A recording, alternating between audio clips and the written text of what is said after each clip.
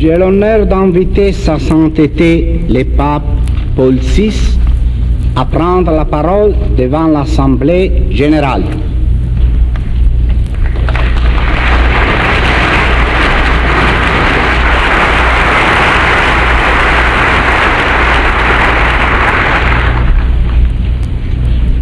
Au moment de prendre la parole devant cet auditoire unique au monde, nous tenons à exprimer d'abord notre profonde gratitude à M. Tante, votre secrétaire général, qui a bien voulu nous inviter à rendre visite aux Nations Unies à l'occasion du 20e anniversaire de cette institution mondiale pour la paix et la collaboration entre les peuples de toute la Terre. Merci également à Monsieur le Président de l'Assemblée, Monsieur Amintore Fanfani, qui dès le jour de son entrée en charge a eu pour nous des paroles si aimables. Merci à vous tous, ici présents, pour votre bienveillant accueil. À chacun d'entre vous, nous présentons notre salut cordial et déférent. Votre amitié nous a conviés et nous admet à cette réunion. C'est un ami que nous nous présentons à vous. En plus de notre hommage personnel, nous vous apportons celui du Second Concile œcuménique du Vatican, actuellement réuni à Rome, et dont les cardinaux qui nous accompagnent sont les éminents représentants. En leur nom comme un autre, à vous tous, bonheur, honneur et salut. Cette rencontre, vous en êtes tous bien conscients, revêt un double caractère. Elle est empreinte à la fois de simplicité et de grandeur. De simplicité, car celui qui vous parle est un homme comme vous. Il est votre frère, et même un des plus petits parmi vous, qui représentez des États souverains, puisqu'il n'est investi, s'il vous plaît, de nous considérer à ce point de vue, que d'une minuscule et quasi symbolique souveraineté temporelle, le minimum nécessaire pour être libre d'exercer sa mission spirituelle et assurer à tous eux qui traitent avec lui qu'il est indépendant de toute souveraineté de ce monde. Il n'a aucune puissance temporelle, aucune ambition d'entrer avec vous en compétition. De fait, nous n'avons rien à demander, aucune question à soulever, tout au plus un désir à formuler, une permission à solliciter, celle de pouvoir vous servir dans ce qui est de notre compétence avec désintéressement, humilité et amour. Telle est la première déclaration que nous avons à faire.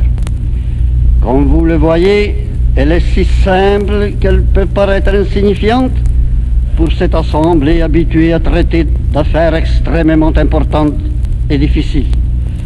Et pourtant, nous vous le disions, et vous le sentez tous, ce moment est empreint d'une singulière grandeur. Il est grand pour nous, il est grand pour vous. Pour nous d'abord. Oh, vous savez bien qui nous sommes. Et quelle que soit votre opinion sur le pontife romain, vous connaissez notre mission.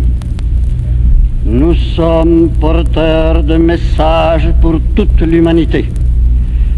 Et nous le sommes non seulement dans notre nom personnel et au nom de la grande famille catholique, mais aussi au nom des frères chrétiens qui partagent les sentiments que nous exprimons ici, et spécialement de ceux qui ont bien voulu nous charger explicitement d'être leur interprète. Et tel le messager qui, au terme d'un long voyage, remet la lettre qui lui a été confiée, ainsi nous avons conscience de vivre l'instant privilégié, si bref soit-il, où s'accomplit un vœu que nous portons dans le cœur depuis près de 20 siècles. Oui, vous en souvenez, c'est depuis longtemps que nous sommes en route. Et nous portons avec nous une longue histoire. Nous célébrons ici l'épilogue d'un laborieux pèlerinage à la recherche d'un colloque avec le monde entier. Depuis le jour où il nous fut commandé, allez et portez la bonne nouvelle à toutes les nations. Or, c'est vous qui représentez toutes les nations. Laissez-nous vous dire que nous avons pour vous tous un message, oui, un heureux message à remettre à chacun d'entre vous. Notre message veut être tout d'abord une ratification morale et solennelle de cette institution. Ce message vient de notre expérience historique.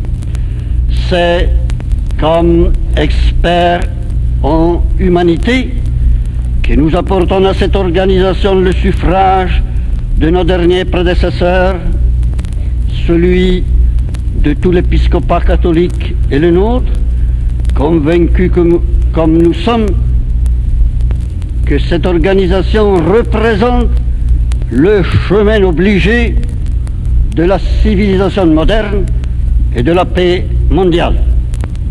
En disant cela, nous avons conscience de faire nôtre aussi bien la voix des morts que celle des vivants, des morts tombés dans les terribles guerres du passé en rêvant à la concorde et à la paix du monde, des vivants qui ont survécu et qui condamnent d'avance dans leur cœur ceux qui tenteraient de les renouveler.